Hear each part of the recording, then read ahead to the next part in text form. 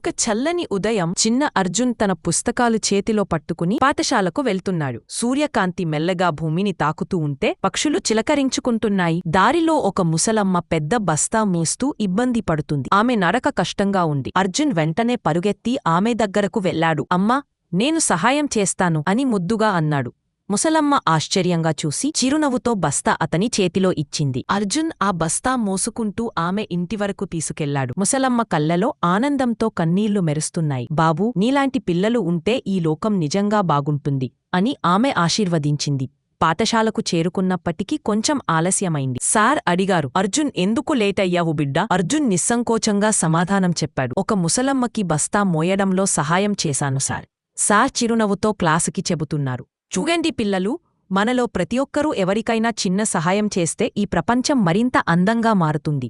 క్లాస్లో అందరూ చప్పట్లు కొడతారు. అర్జున్ సిగ్గుతో నవ్వుతారు, కాని లోపల గర్వం, ఆనందం నిండిపోతుంది.